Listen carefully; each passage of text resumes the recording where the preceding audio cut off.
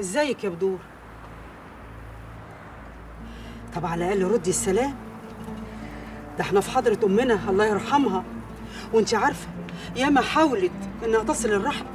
اوصل الرحم مع ناس محترمه، مش ناس شوهت سمعه عيله بحالها، وام ماتت بحسرتها عليها واذت اقرب الناس اليها. ما اعتقدش. دي حاجه لا انا ولا انت نقدر نحسبها، دي حاجه بايد ربنا وبس. ما كنتش اعرف ان بقيتي مؤمنه يا شيخه سرور. اللي يشوف كده يقول عليكي بتربي اجيال صالحه مش شغاله. الله ينور.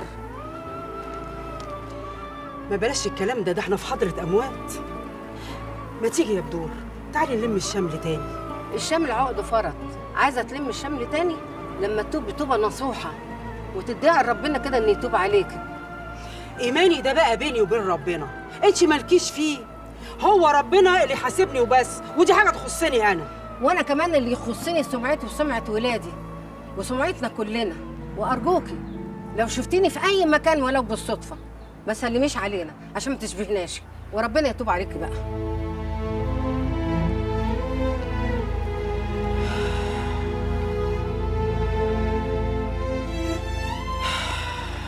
والنبي ما تزعلي نفسك، بكره تهدى وتعرف قيمتك كويس. امتى ايه وليله ايه انت الاخرى؟ انت صدقتي نفسك يا بت؟ هي عندها حق، كل اللي يقرب مني بيتشبه، وكل ده بسبب شغلتي الزفت دي. انا قصدي يعني يا ابله. لا قصدك ولا قصدي، اكتمي. اقري الفاتحه يا بت. والنبي قريت يا ابله. اقريها كمان يا روح امك. حاضر. اقري يا بت. ما انا بقرا اهو يا ابله.